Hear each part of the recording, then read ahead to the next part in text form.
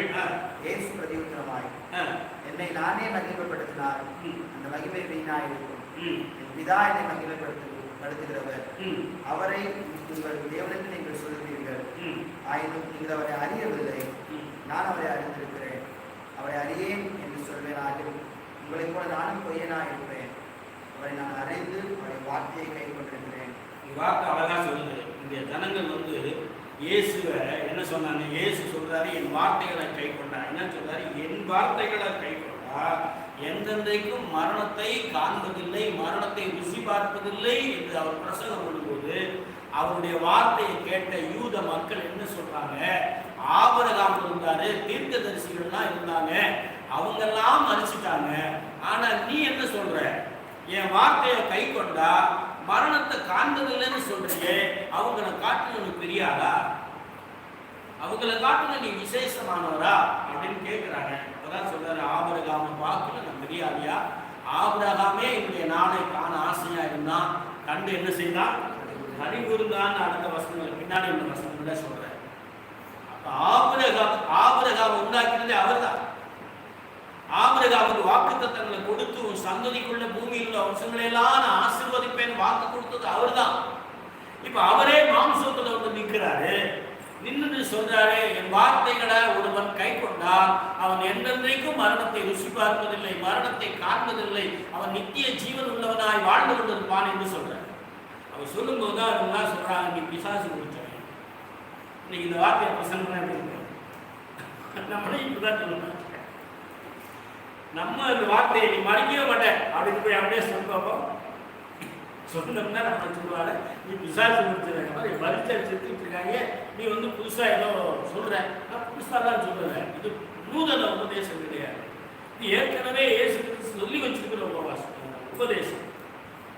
இந்த வார்த்தை அழகா சொல்லுது, எந்தென்றைக்கு என்ன செய்ய மாட்டான்னா மரணத்தை காண்பதில்லை. இது ரெண்டாவது காரியம். முதல் காரியம் அவருடைய வார்த்தையை கேட்டு விசுவாசிக்கணும்.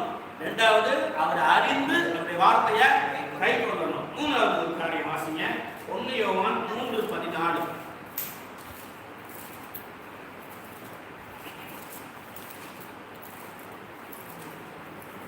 1 யோவான் 3:14. நாம் சகோதரரிடத்தில் அன்பு கூறுகிறபடியால் மரணத்தை விட்டு நீங்கி ஜீவனுக்கு உட்பட்டிருக்கிறோம் என்று அறிந்திருக்கிறோம். என்ன அறிந்திருக்கிறாங்க? நாங்க அன்பு கூறுகிறதுனால. என்ன கூறுறதுனால? இதுதான் கஷ்டம்.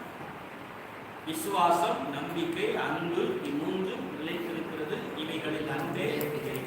அப்போ கிறிஸ்தவ வாழ்க்கையில அன்புதான் பிரதானம், விசுவாசமும் பிரதானம் தான்.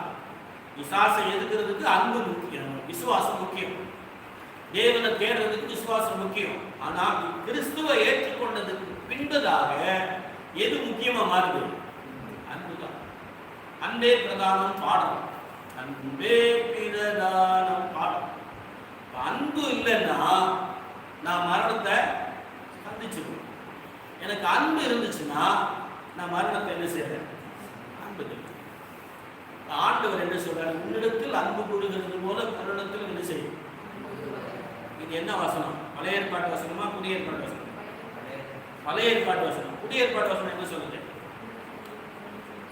இல்ல, உன்னிடத்தில் அன்பு கூறுவது, உன்னிடத்தில் அன்பு கூறுவது போல பிறரிடத்திலும் அன்பு கூறுவாயாக.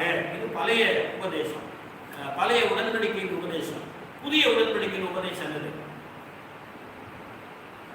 கிறிஸ்து உங்களிடத்தில் அன்பு கூறுகிறது போல.